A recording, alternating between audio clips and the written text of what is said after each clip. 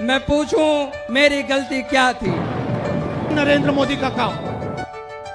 अब आप पूछो क्या, ये आपको बताएंगे। अपने देश के दुश्मनों से कहना कि वो हमारे लिए बारूद बदल दें, गोलियां बदल दें, क्योंकि आपने सेना बदल दी। और देश के प्रधानमंत्री को एक संकेत करना चाहता हूं कि आपके सचिव ने, आपके विशेष सलाहकार ने आपको यह सलाह नहीं दिया कि पागल, सेना और शेर नहीं छेड़े जाते, क्योंकि ये पलटवार करते हैं।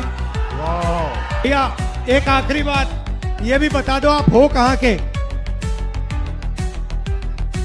मैं अयोध्या निवासी हूँ। हम अयोध्यावासी अपने मर्यादा पुरुषोत्तम भगवान श्री राम को भैया कहकर संबोधित करते हैं। मैं अयोध्यावासियों को एक संदेश देना चाहता हूँ कि हमारे भैया भगवान श्री राम अयोध्या में हैं या नहीं, लेकिन वर्तमान समय में एक हमारा भाई, हमारा भैया दिल्ली में है जो हमारी बातों को सुनता है। साथियों धन्यवाद। वोट चोर, गद्दी छोड़, वोट चोर, गद्दी छोड़, वोट चोर। गद्दी छोड़। बहुत बहुत शुक्रिया।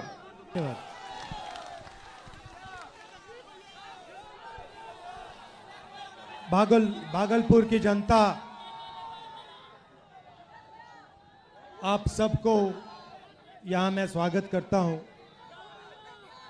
आपने एकलव्य की कहानी सुनी है? सुनी है नहीं सुनी है? सुनी है। उसका अंगूठा काट दिया था, है ना? अग्निवीर आपने सुना है? सुना है? अच्छा, अग्निवीर आपको अच्छा लगता है? तो आज जब मैं यात्रा पे निकला, मुझे रास्ते पे अमरनाथ अग्निवीर मिले। जरा खड़े होना अमरनाथ। ये देखिए, ये हैं, ये अमरनाथ है, ये अग्निवीर था। ठीक है, अब मैं, अच्छा ठहर जाओ, मगर ये मैं पहले इसके बाद बताता हूं, फिर आपके बताएंगे। तो ये अग्निवीर था। नहीं, खड़े रहो, खड़े रहो भैया। अब एक काम करो अमरनाथ, अपना हाथ दिखाओ, दूसरा वाला जहां कटा है, जहां चोट लगी है। हाँ, ये वाला दिखाओ, ये दिखाओ, ठीक से दिखाओ। ये है नरेंद्र मोदी का काम। अब आप पूछो क्या, ये आपको बताएंगे। भैया एक आखिरी बात ये भी बता दो, आप हो कहां के?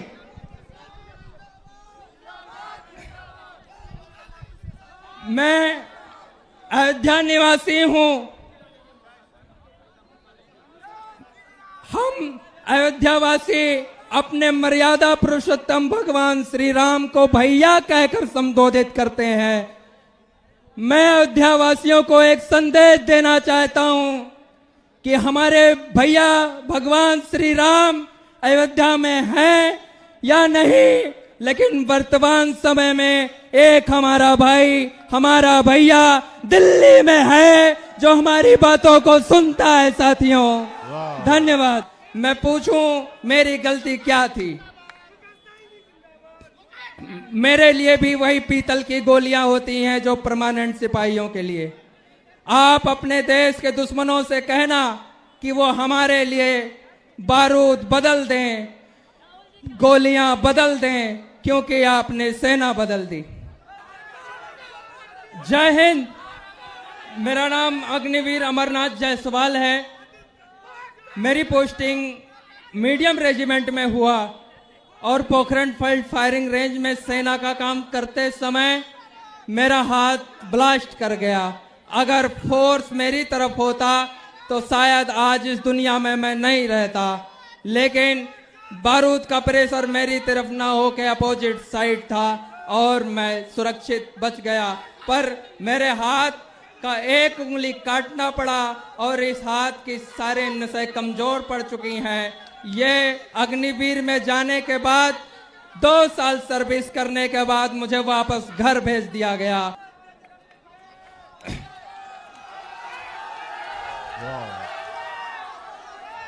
मैं अपने देश के लिए थोड़ा जो कुछ कुर्बानी दी, मैं अपने देश को एक संदेश देना चाहता हूं कि भारतीय सेना देश की नींव जब देश की मंचों पर चढ़ने लगे तो समझ लेना चाहिए कि हमारा देश कमजोर हो गया। और देश के प्रधानमंत्री को एक संकेत करना चाहता हूं कि आपके सचिव ने, आपके विशेष सलाहकार ने आपको यह सलाह नहीं दिया कि पागल, सेना और शेर नहीं छेड़े जाते क्योंकि ये पलटवार करते हैं। और जब ये पलटवार करते हैं तो जॉर्ज की शासन समाप्त हो गया। जब ये पलटवार करते हैं तो अंग्रेज समाप्त हो गए। हम अपने सम्मान का बदला लेकर रहेंगे। आप नहीं विश्वास होता तो राहुल भैया की रैली का कोई भी वीडियो उठाकर देख ले।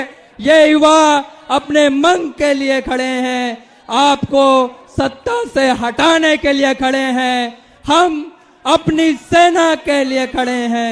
धन्यवाद।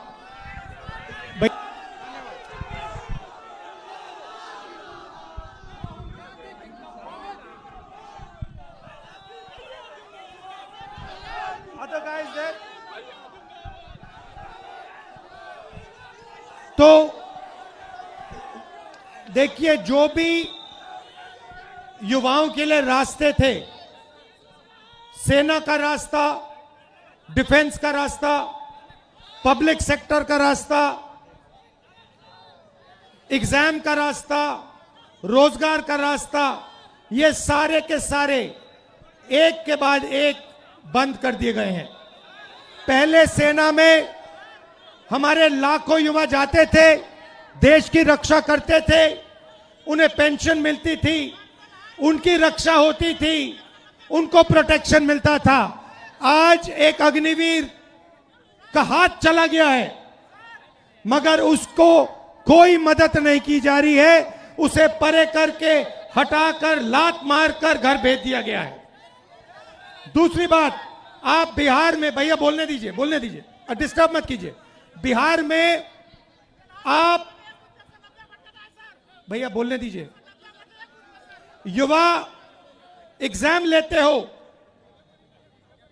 महीनों के लिए आप पढ़ाई करते हो। क्यों? क्योंकि आप रोजगार चाहते हो। एग्जाम का दिन आता है, उससे पहले पेपर लीक होता है।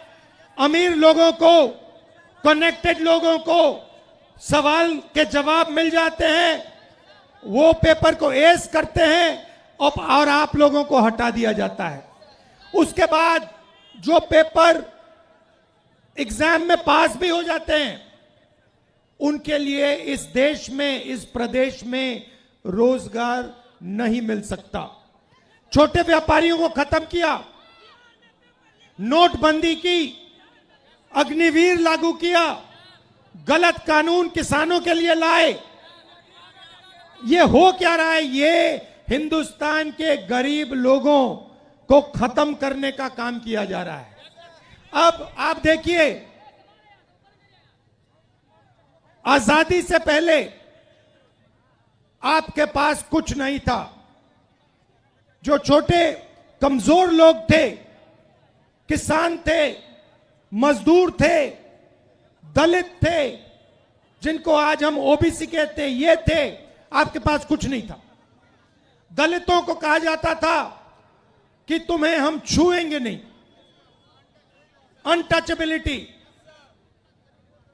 करोड़ों लोगों को हर रोज हिंदुस्तान में कहा जाता था कि तुम्हें हम छुएंगे नहीं। परछाई पड़ती थी, परछाई पड़ती थी तो कहते थे नहीं, परछाई तक नहीं पड़ सकती थी। जो ओबीसी कहलाते हैं, आपको दबाया जाता था। आप भूल गए हो, शायद आप भूल गए हो, मगर आजादी से पहले आपको दबाया जाता था, आपको मौका नहीं दिया जाता था। आजादी के बाद कॉन्स्टिट्यूशन दो मुझे भाई, अलंकार, संविधान दो।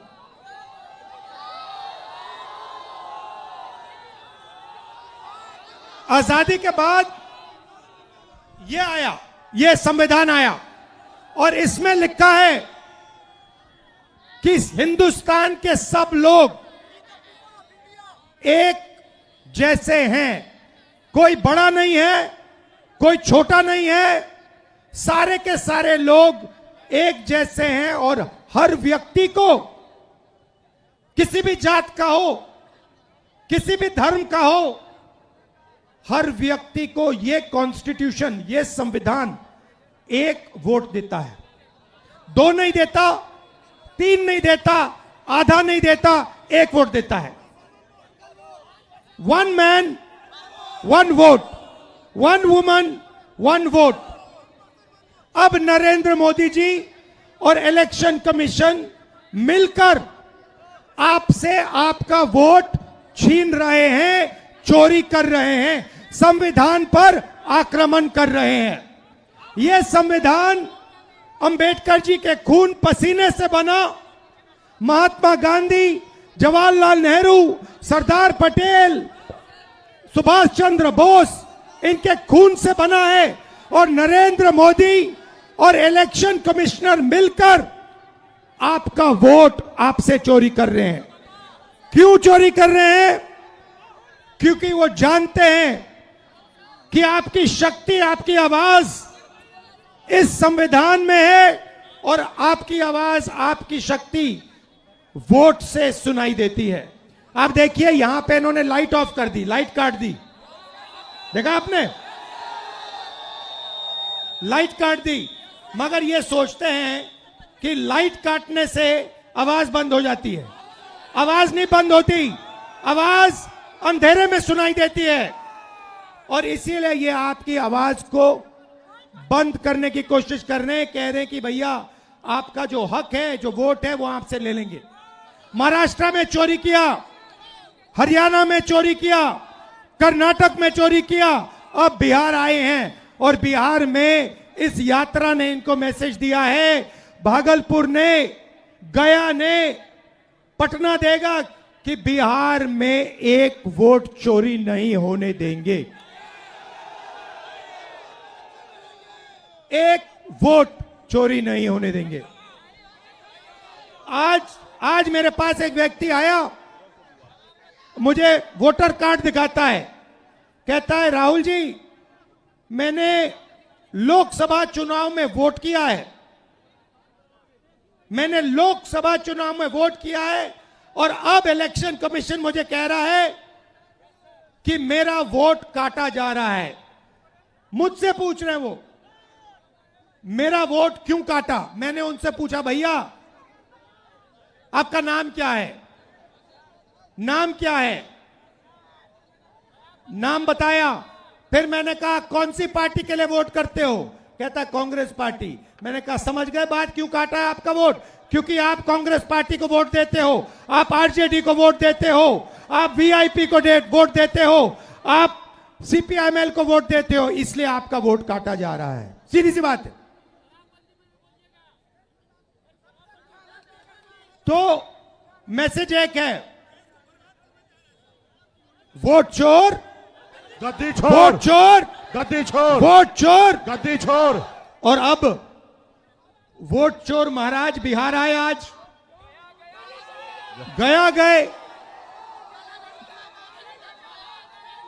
गए और कहते हैं एसआईआर की बात करते हैं। भाइयों और बहनों, एसआईआर की बात करते हैं और मैंने जो मुद्दा उठाया, जो माधेपुरा कर्नाटक की एक विधानसभा में 1 लाख फर्जी वोट निकले, जिसके माध्यम से बीजेपी चुनाव जीती, उसके बारे में प्रधानमंत्री कुछ क्यों नहीं कहते हैं? हरियाणा के चुनाव के बारे में कुछ क्यों नहीं कहते? महाराष्ट्र के चुनाव के बारे में कुछ क्यों नहीं कहते? मणिपुर में जो हो रहा है उसके बारे में कुछ क्यों नहीं कहते? सच्चाई यह है भाइयों और बहनों कि इलेक्शन कमीशन और प्रधानमंत्री बीजेपी मिलकर लोकतंत्र को खत्म करने में लगे हैं, संविधान को मिटाने में लगे हैं और आपका वोट चोरी करते हैं।